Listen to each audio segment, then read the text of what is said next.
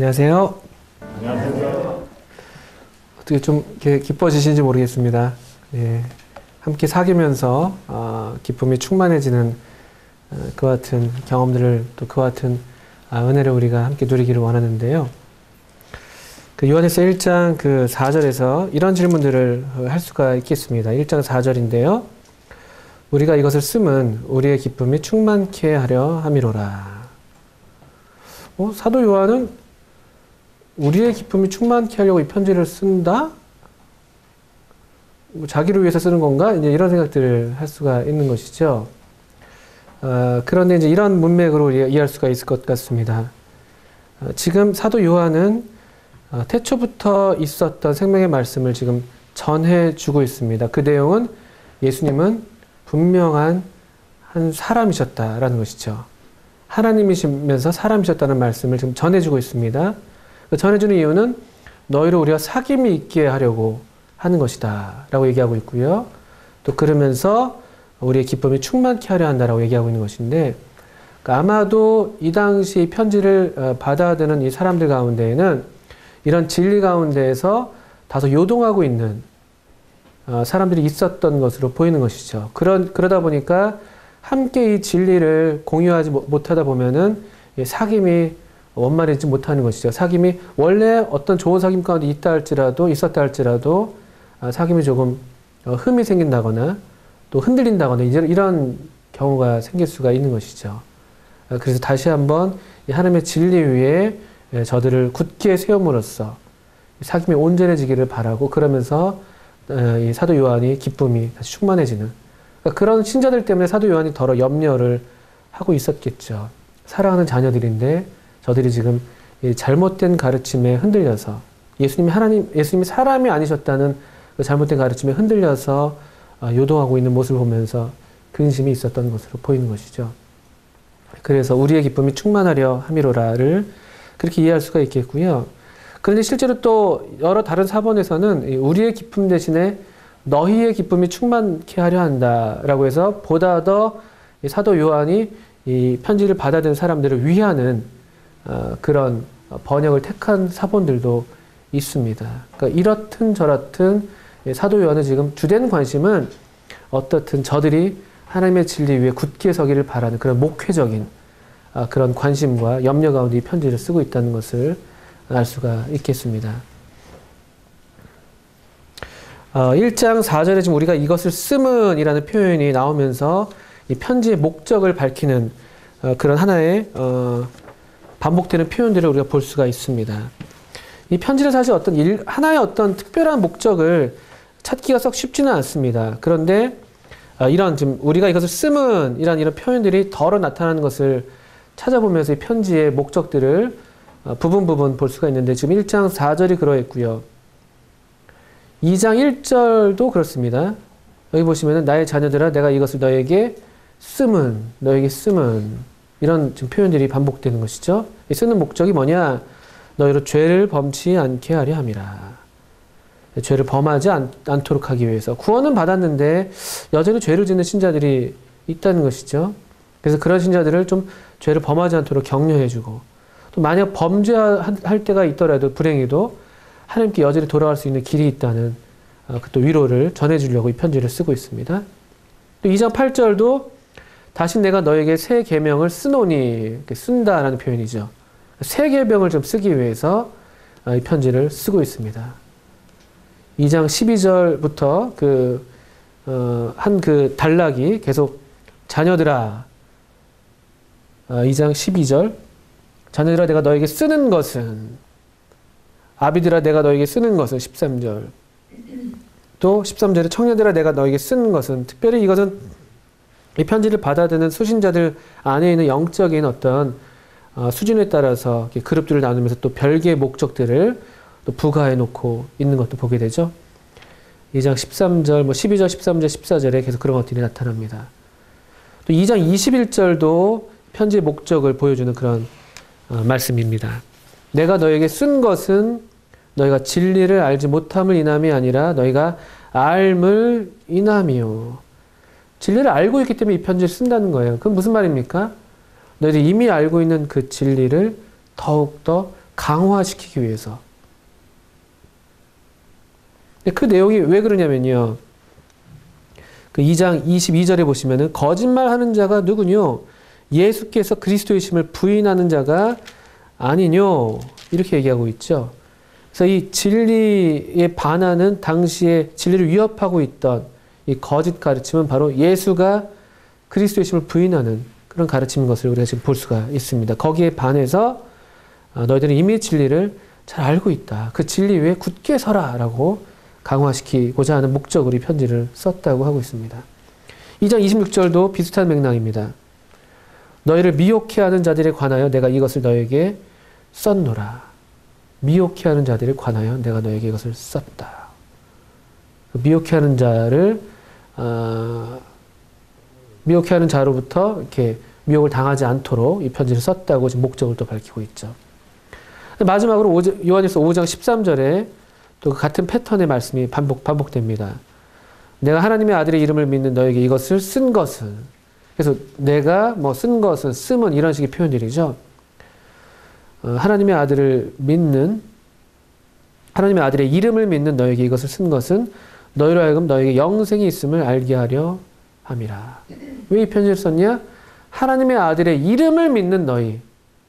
하나님의 아들의 이름이 뭐죠?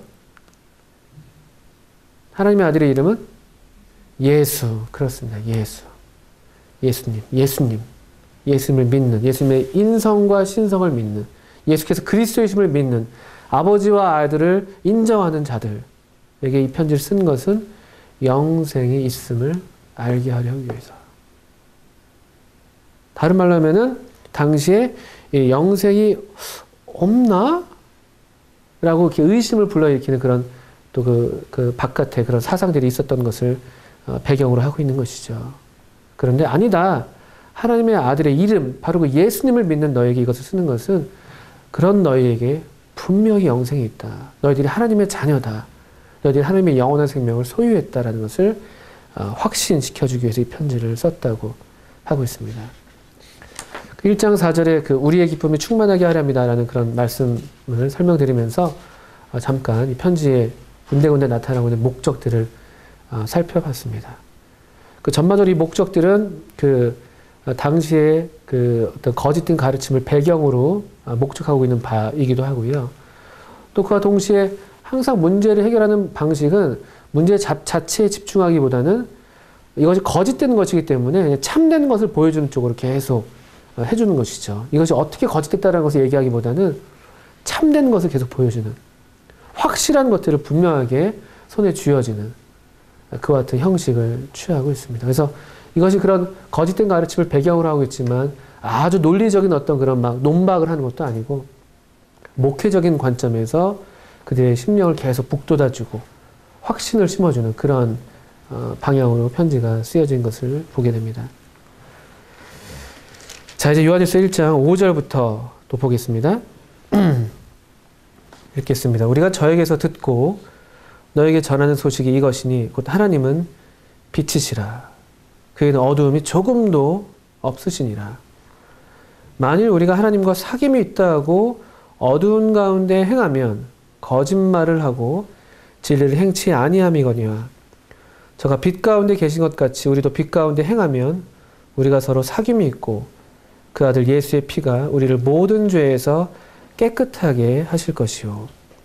만일 우리가 죄 없다 하면 스스로 속이고 또 진리가 우리 속에 있지 아니할 것이요.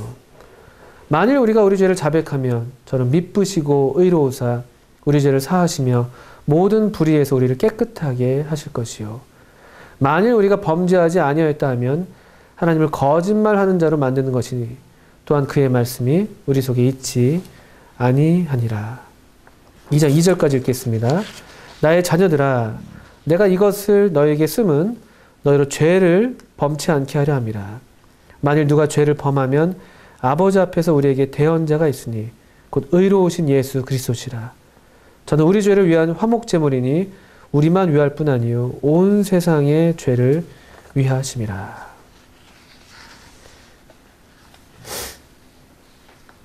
네, 1장 5절부터 2장 2절을 좀 한 단락으로 읽어봤습니다. 여기 지금 특별히 세 가지 어떤 문장 구조가, 한 문장 구조가 세 번 반복되는 것을 보게 됩니다. 1장 6절에 만일 우리가 하나님과 사귐이 있다 하고, 만일 뭐뭐다 하고, 이런 지금 문장 구조가 나오고 있죠. 또 어디에 나오고 있습니까? 1장 8절에요. 만일 우리가 죄 없다 하면.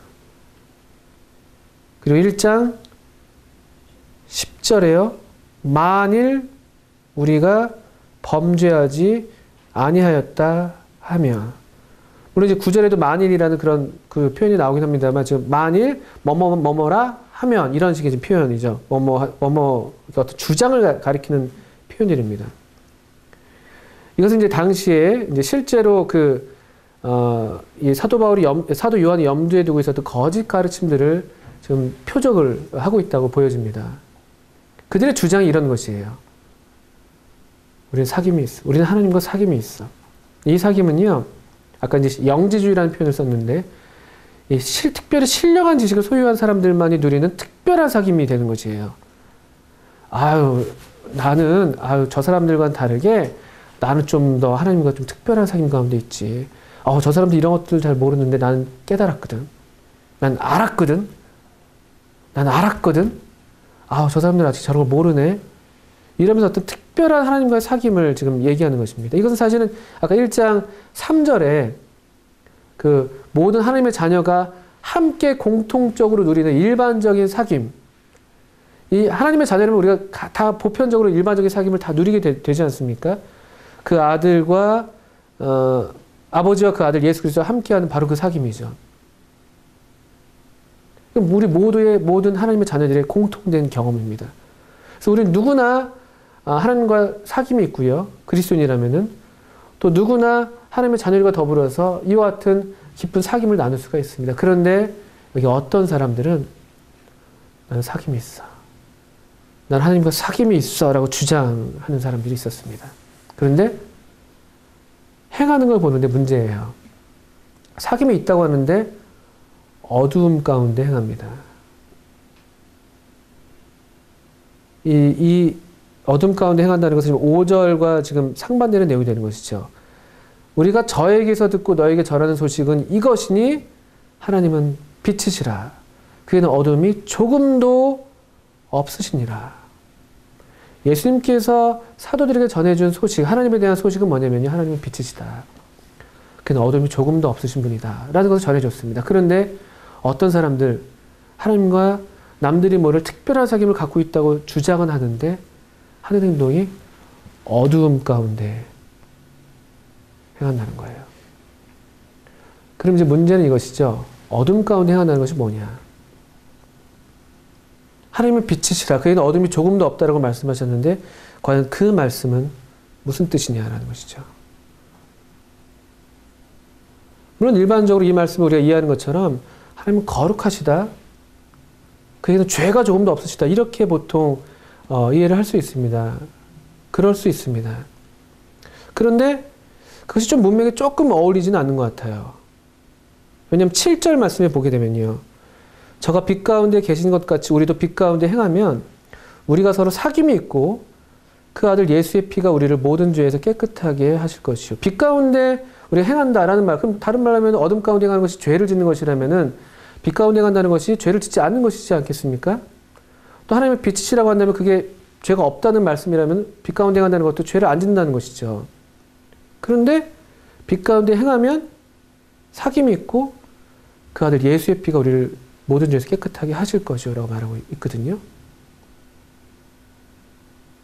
그러니까 어둠 가운데 행한다는 것이 또는 꼭 죄를 짓는 것을 의미한다기보다는요. 다른 말로 하면 빛 가운데 행한다는 것이 꼭 죄를 짓지 않는다는 것을 의미한다기보다는 뭔가 하나님의 빛이라는 말씀에 우리가 좀 다른 측면으로 생각할 부분이 있지 않나라고 보는 것이죠. 이 문맥에서 지금 말씀을 드리는 것입니다. 일반적으로 하나님 빛이라고 할 때는 우리 그분의 완전한 거룩하심, 흠없으심 이런 것들을 얘기할 수 있겠습니다만 이 문맥에서는요. 이렇게 볼 수 있죠. 빛입니다. 빛이 있으면은 하나님의 빛이십니다. 완전한 빛이십니다. 어둠이 없으세요. 하나님께는 감춰진 어떤 것들도 없습니다. 그분 앞에서 우리가 숨길 수 있는 것이 아무것도 없는 것이죠. 빛이시기 때문에 빛은 모든 것을 다 드러내십니다. 하나님은 어느 한날 우리의 모든 공력을 다 드러내신다고 말씀하고 계시죠. 우리가 그분 앞에서 벌거벗은 몸처럼 다 드러날 것이라고 말씀하고 있습니다. 하나님은 빛이세요. 그분에게는 회전하는 그림자도 없습니다. 전혀 어떤 그분 앞에서 감춰지는 것들, 숨겨지는 것들, 은밀한 것들, 이런 것들이 없다는 것이죠. 그분은 완전한 계시를 그 아들을 통해서 우리에게 나타내셨습니다. 빛이 어둠 가운데 오셨다고 말씀하셨습니다. 어떤 하나님의 빛이시다라고 말씀할 때는 그런 면에서 어떤 완전한 드러남, 완전한 드러내심, 또는 변화가 없으신, 불변하시는 회전하는 그림자도 없다라는 말씀을 보게 될 때, 하나님의 성품의 변화가 없고요. 변치 않는 그런 어떤 영원한 거룩, 변치 않는 영원한 사랑, 변함이 없으신, 거짓말 하실 수 없으신, 이런 어떤 여러 전반적인 것들을 우리가 얘기할 수가 있는 것이죠. 여기 이제 문제는 그러면 6절인데, 이 하나님과 사귐이 있다는 어떤 사람들이 어두운 가운데 행한다는 겁니다. 물론 죄를 지었겠죠. 죄를 짓는 건 물론 포함합니다. 근데 특별히 죄를 짓고서도 그것을 계속 숨기고 있는 상태, 감추는 상태, 드러내지 않는 상태까지를 의미한다고 볼 수가 있는 것이, 왜냐하면은 7절에서 또는 9절에서 우리 죄를 자백하면, 이런 것들은 죄를 드러내는 행동이죠. 그분의 빛 앞으로 우리 자신을 그냥 온전히 내어드리는 그런 모습이 되는 것이죠.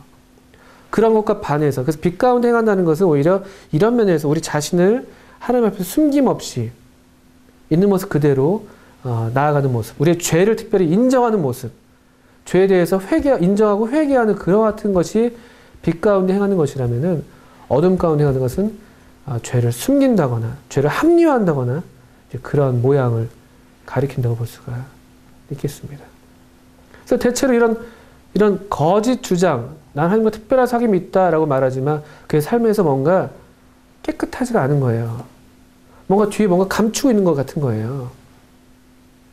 그런 사람들이 있습니다. 투명한 교제가 잘 되지 않아요. 뭔가 항상 입을 열면은 뭔가 굉장히 고상하고 고차원적인 얘기를 하는 것 같은데 교제는 잘 안 되는 거예요. 다 얘기하지 않습니다. 그래서 가장 많이 하는 얘기 중에 하나는요, 얘기가 잘 되지 않으니까 아담이 이렇게 얘기합니다. 너는 아직 나 같은 이런 특별한 경험을 몰라서 그래. 너는 아직 이런 지식을, 내가 지금 깨달은 것만큼 그런 지식을 아직 잘 몰라서 그래. 그거는 빛 가운데 행하는 것이 아니죠. 그렇다면은 그것을 가르쳐야 되는 것이, 그것을 얘기해 주는 것이 빛 가운데 행하는 것이, 만약 그런 것이 정말 사실이라면은, 아직은 네가 이해할 수 없을 것 같으니까 얘기하지 않겠어. 빛 가운데 행하는 것이 아닙니다. 뭔가 뒤가 있는 것이죠. 뒤가 투명하지 않은 것이에요. 하나님의 사람들은 빛의 자녀잖아요. 우리 빛의 자녀로 부름을 받고 있고 또 빛 가운데 행하라는 명령을 받고 있는데, 우리 투명해야 되는 것이죠. 그냥 그렇다면 그렇다는 것이고 아니다면 아닌 것이죠. 예면 예고 아니면 아닌 것이고, 이에서 더 지나가면 그것이 죄고 악이라고 말씀하셨는데, 하나님의 사람들이 그냥 있는 그대로 인정하는 것, 이것이 특징이거든요. 그것이 하나님과 사귐 있는 사람들의 특징입니다. 근데 그렇지 않고 자꾸 뭔가 어둠 가운데 행하는 것, 뭔가 죄를 숨긴다거나, 뭔가 죄가 아니다 할지라도 뭔가를 숨기고 은밀하게 행한다거나, 이런 것들은 사실은 하나님과 사귐이 있는 정상적인 상태는 아닙니다. 재밌는 것은 아담과 하와가 범죄하기 전에요, 그들은 빛 가운데 살았습니다. 다 드러냈어요. 아무런 문제가 없었습니다. 아무런 문제가 없었어요. 하나님은 때가 되면 항상 아담과 하와랑 거니시기를 좋아하셔서 통산에 날이 서늘할 때 찾아오셔서 부르시고 함께 거니시기곤 하셨을 겁니다. 아무런 거리낌이 없는 상태였죠. 그런데 죄가 원래 그런 습성이 있죠. 죄가 들어오니까 그 이제 가장 먼저 한 일은 숨기고, 숨고, 감추고, 가리는 일을 하는 것이죠. 그것이 죄의 특징입니다. 그런 모양을 우리가 볼 수가 있는 것이죠. 빛 가운데 행한다는 것, 하나님이 빛이시기 때문에 빛 가운데 행한다는 것은 그렇게 우리의 발가벗은 모습 그대로 하나님께 나아가는 것, 우리의 죄를 그대로 인정하는 것, 그것이라면 어둠 가운데 행한다는 것은 죄를 감추는 것, 숨기는 것, 뭔가 뒤에다 뭔가 자꾸 쌓아두는 것, 이런 모양들을 얘기할 수가 있습니다. 그래서 이런 사람들은 거짓말하는 사람이에요. 거짓말입니다. 사귄다고 하는데 아니라는 것이죠. 어떻게 빛이 어둠과 함께 사귈 수가 있어요? 사귈 수 없는 것이죠. 그건 두 개가 서로 양립할 수가 없는 것이죠.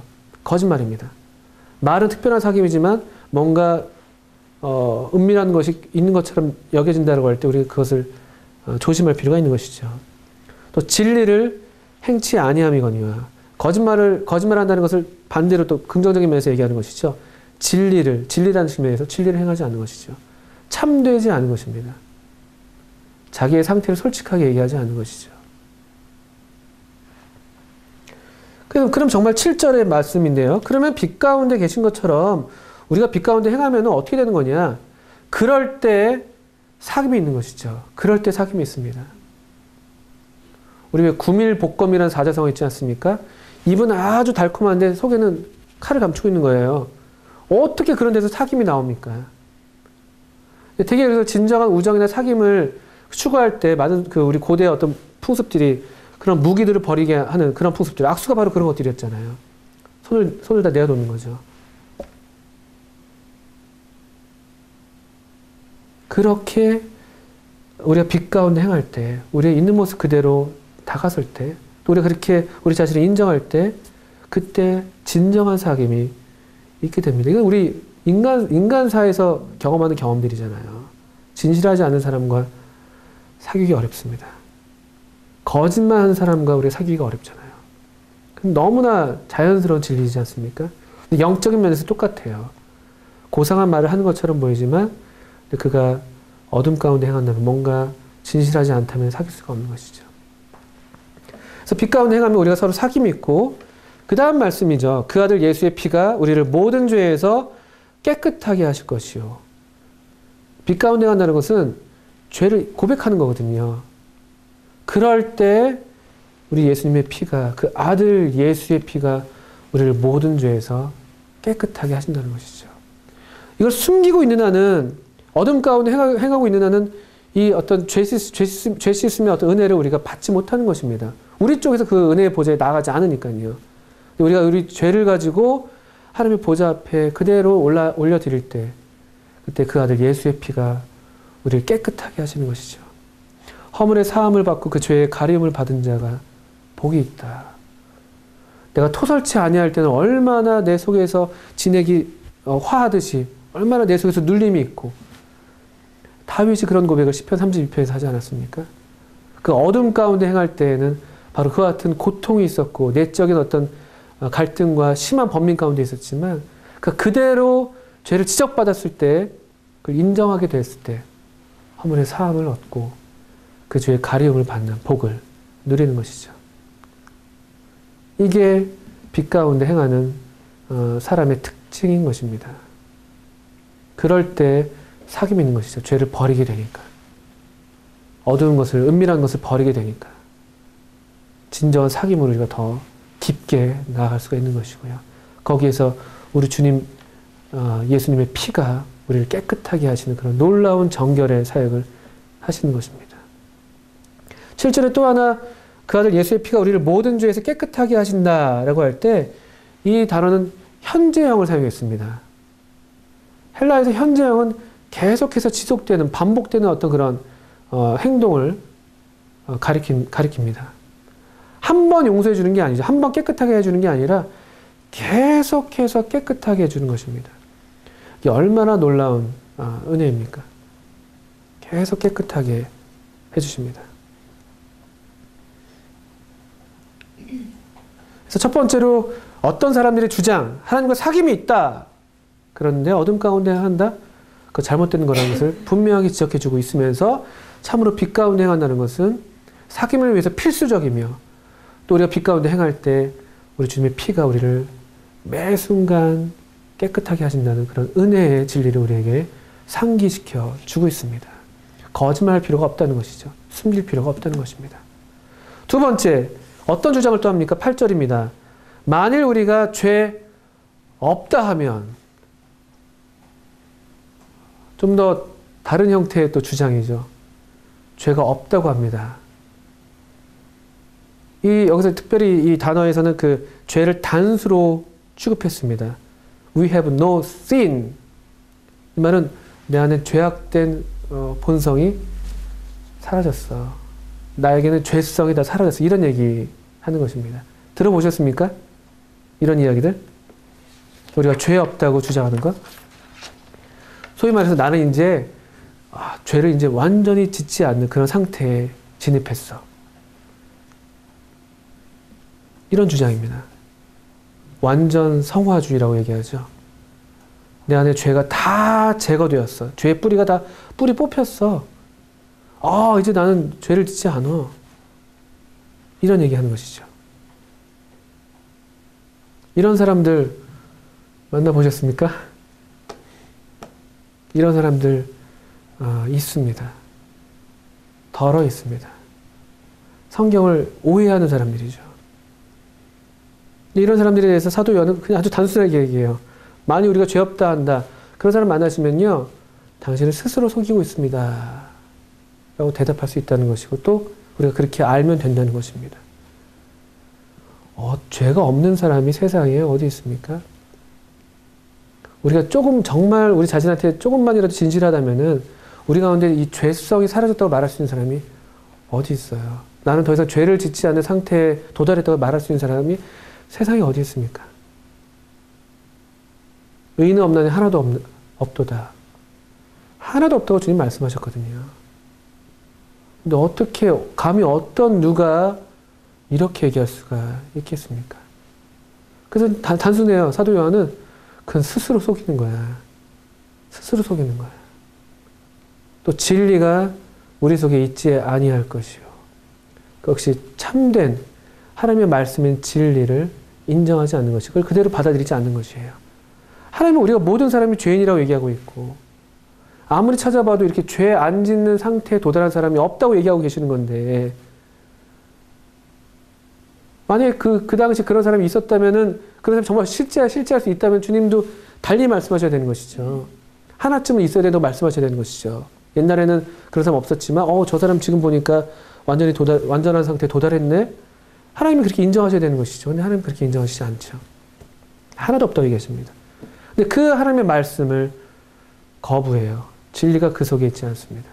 그 말씀을 왜곡합니다. 비틉니다. 이상한 해석을 하는 것이죠.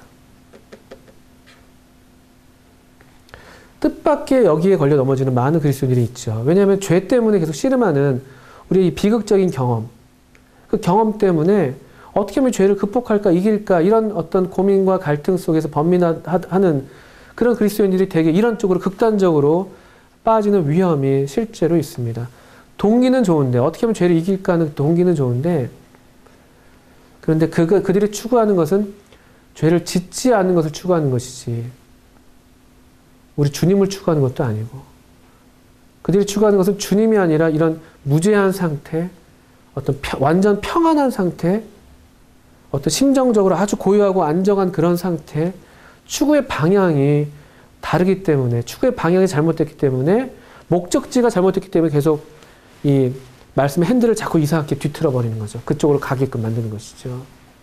근데 그렇지 않습니다. 우리가 추구할 것은 그냥 그분, 우리 주님 자신인 것이죠. 주님 자신이에요. 그분을 얻으면은 우리가 모든 것을 얻는 것입니다. 그분이 하신 이 진리의 말씀을 인정하고 순종하게 될 때 그때 완전한 평화가 우리 가운데 온다고 시편 기자는 얘기하고 있습니다. 말씀에 순종함으로 평화가 오는 것이지 평안을 추구하기 때문에 어떤 것들을 얻는 것이 아니죠. 자신을 속이는 거예요. 또 교묘한 논리가 있습니다. 내 안에 그리스도께서 사신다. 성경적인 진리죠. 그렇기 때문에 내 안에 그리스도께서 사시는데 어떻게 내가 더 이상 죄를 지을 수가 있어? 어떻게 대답하시겠습니까? 갈라디아서 2장 20절 말씀이잖아요. 이제 내가 사는 것은, 육체 가운데 사는 것은 나를 사랑하사 나를 위해서 자기 몸을 버리신 하나님의 아들을 믿는 믿음 안에서 사는 것이다.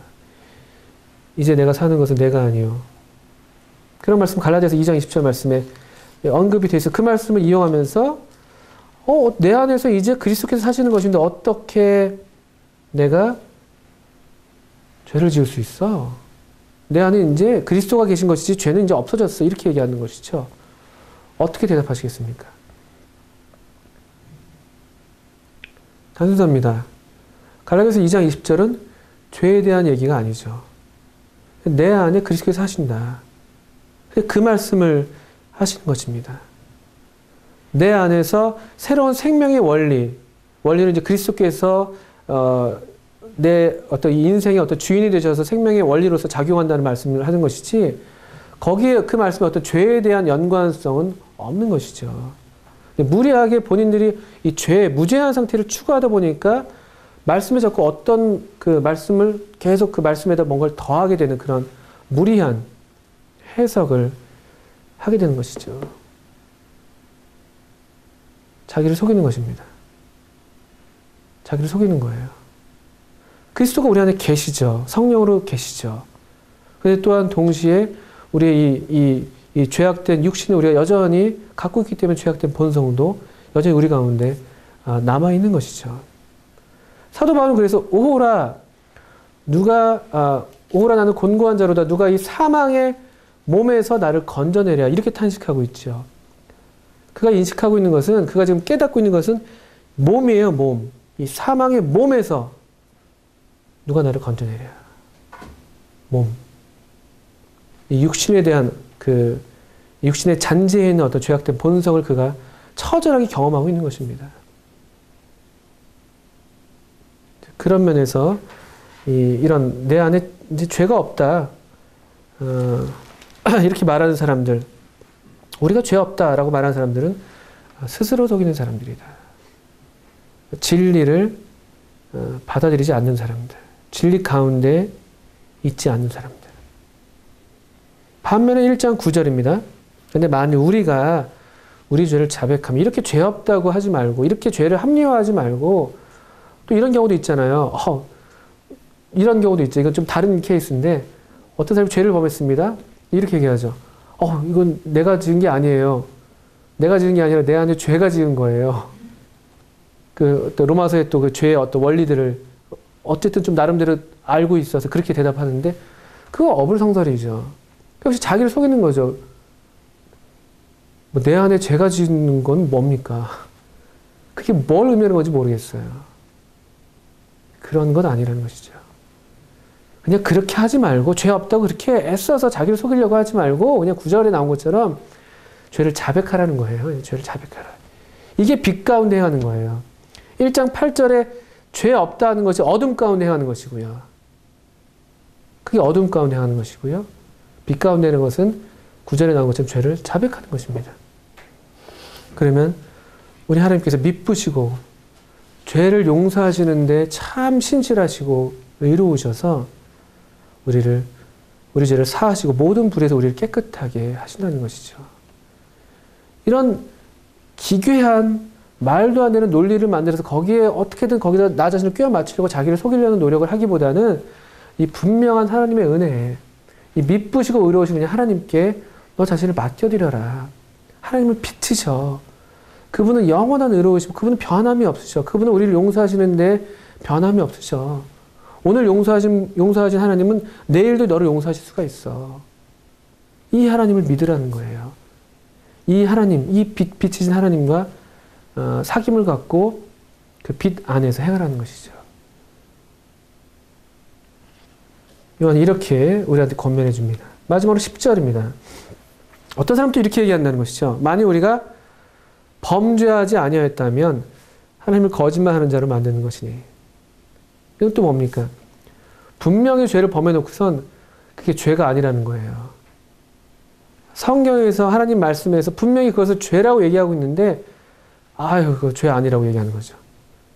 죄에 대해서 어떤 합리화하는 기준이 그냥 없어요. 그냥 마음대로 다 해도 된다는 것이죠. 그런 주장을 하는 사람이 있다는 것입니다. 그러니까 하나님 거짓말하는 자로 만드는 거죠. 하나님은 죄라고 말씀하시는데 범죄가 아니라는 거예요. 나 범죄한 게 아니에요. 물건을 훔쳐놓고서는 다른 사람 물건을 훔쳐놓고서 나는 범죄한 게 아니에요. 나 그냥 갖고 싶어서 가진 것 뿐이에요. 이게 무슨 말입니까? 이게 무슨 말이 되는 소리예요. 근데 그렇게 얘기하는 사람들이 있다는 거예요. 죄를 죄라고 여기지 않는 사람들. 그러니까 역시 이런 사람들 하나님을 거짓말하는 자로 만드는 것이죠. 또 그의 말씀이 우리 속에 있지 않다. 그 말씀, 하나님의 말씀이 그 안에 있지 않은 것이죠. 하나님 말씀이 없으면 뭐가 있겠습니까? 자기의 정욕대로, 자기 원하는 대로 하는 것이죠. 그래서 여기 지금 이 요한일서 1장 5절부터 그 1장 10절 또는 이제 2장 2절까지 이어진다고 보여진다면은 이 지금 단락에서는요, 특별히 그 그릇된 어떤 잘못된 사상이 야기시킨 또 도덕적인 문제들, 방종이죠, 방종. 죄를 죄로 여기지 않는 것. 자기 마음대로 살면서 죄를 합리화하는 그런 태도들. 이제 그것에 대해서 사도 요한이 분명하게 경계하고 또 가르치고 있는 것이죠. 속지 말라는 거예요. 이런 궤변에 속지 말라는 것이죠. 죄는 죄다. 하나님은 하나님이시고 죄는 크든 작든 죄다. 죄를 인정해라. 죄를 자백해라. 그것이 빛 가운데 행하는 것이다. 그것이 사귐이 있도록 만드는 것이다. 합리화하지 말아라. 숨기지 말아라. 이런 분명한 교훈을 우리에게 주시고 있는 것입니다. 이런 거짓된, 이런 그릇된 사상이 만들어낸 그 역시 배경은 처음 말씀드렸던 그런 영지주의 사상의 영향인 것이죠. 물질은 악하고 영혼은 선하다. 이게 크게 지금 지배하고 있는 사상이기 때문에 이 물질은 악하고 영혼은 선하기 때문에 만약에 내 안에 아까 얘기한 것처럼 그리스도가 계시다고 할 것 같으면은 그리스도는 선하시니까 죄를 지을 수가 없지 않냐 이렇게 되는 것이죠. 그리고 또 그렇기 때문에 아까 얘기한 것처럼 그렇기 때문에 죄를 짓는 것은 내가 아니고 이 내 몸이다. 뭐 내 안에 있는 죄다. 이런 식으로 이제 합리화하는 그런 궤변이 나오게 되는 것이고요. 또는 그냥 물질은 원래 악하기 때문에 그냥 이건 어쩔 수 없다. 이런 식의 태도도 나오는 것이죠. 난 몸을 갖고 있는데 어떡할 거야, 내가. 나 어쩔 수 없어. 이런 어떤 그릇된 태도들. 죄가 아니라는 거야. 그러니까 나 어쩔 수 없었어. 하나님은 죄라고 얘기하시는데 죄가 아니라고. 어쩔 수 없었어. 난 이렇게 생긴 걸 어떡해? 물질이 이렇게 나는 이런 몸과 발이 있는데 어떡해? 하나님이 나를 이렇게 만드셨는데 어떡해? 이런 식으로 하나님께 책임을 전가하고 하나님을 거짓말하는 자로 만드는 것이죠. 이런 도덕적인 방종이 야기되고 있는 상황이었기 때문에 그들의 주된 주장들을 이런 식으로 반박하고 있고요. 그리고 동시에 그러면서 2장 1절에서 사도 요한은 나의 자녀들아 라고 부르면서 이 하나님의 자녀들이 어떻게 행할 것을 말씀해주고 있습니다. 내가 너에게 이것을 쓴 것은 너희로 죄를 범치 않게 하려 합니다. 그런 거짓된 가르침에 넘어가서 함부로 죄를 짓는, 죄를 죄로 여기지 않는 그런 방종한 상태에 있지 않도록 하기 위해서 이 편지를 쓴다는 것이죠. 죄 짓지 말아라. 그런데 또한 동시에 그런데 만일 누가 죄를 범하면 사도 요한은 하나님의 자녀가 죄를 범할 가능성을 지금 배제하지 않았습니다. 어떤 사람들이 말하는 것처럼 거듭난 사람들은 죄를 하나도 안 짓는다. 아니라는 것이죠. 반드시 범할 필요는 없지만 범할 수도 있다는 것입니다. 필연성이 아니라 어떤 가능성을 얘기하는 것이죠. 그런데 만일 혹시라도 죄를 범하게 된다면 그럴 때라도 어둠 가운데 행하지 말라는 거예요. 그럴 때 이 미쁘신 하나님, 의로우신 하나님, 그 하나님 바라봐라. 그리고 그 하나님 앞에서 우리에게 대언자가 있다. 우리를 대신해서 변호해 주시는 분이 계시다. 그분은 의로우신 예수 그리스도시라. 의로우신 예수 그리스도. 다시 한번 예수 그리스도입니다. 2절 예수 그리스도 그는 우리 죄를 위한 화목 제물이니 우리만 위할 뿐 아니요 온 세상의 죄를 위하심이라. 예수님이 그리스도가 아니라면요 결코 우리 죄뿐 아니라 온 세상을 위한 화목 제물이 되실 수가 없는 것이죠. 그 십자가에 달리신 예수가 그리스도가 아니라면은 어떤 사람들이 주장하는 것처럼 그러면은 전혀 예수님의 죽으심은 우리에게 아무런 효력이 되지 않는다는 것이죠. 그런데 이 대언자 예수 그리스도 그분이 화목제물이 되어주셨습니다. 우리 죄를 위한 것뿐만 아니라 우리만 위한 것뿐만 아니라 온 세상의 죄를 다 감당하실 수 있는 온 세상 사람들의 모든 인류의 죄가 불러일으킨 하나님의 진노에 대해서 그 진노를 해결하실 수 있는 그것도 화목제물로 자기 자신을 드리셨다는 것이죠. 예수님이 그리스도이기 때문에 가능한 일입니다. 그리스도가 아니시라면 그냥 한낱 한 사람의 죽음, 하나님께 아무런 효력도 되지 않는 하나님의 진노하심을 전혀 누그러뜨릴 수 없는 그냥 또 한 사람의 죽음에 지나지 않는 것이지만 그러나 우리들의 주님 예수님은 그리스도시다. 이분이 우리의 대언자가 되어주시니까 만일 죄를 범하게 된다 할지라도 이분을 의지해서 다시 빛 되신 하나님께 나아가라. 이분을 의지해서 우리의 죄를 자백해라. 그러면 그 아들 예수의 피가 우리를 모든 죄에서 깨끗하게 하실 것이고 그러면 하나님께서 우리 죄를 사하시고 모든 불의에서 우리를 깨끗게 하실 것이다. 우리 안에 있는 어두움에 대해서 사도 요한은 이와 같이 분명한 하나님의 진리로서 우리로 다시 하나님께로 인도하고 있습니다.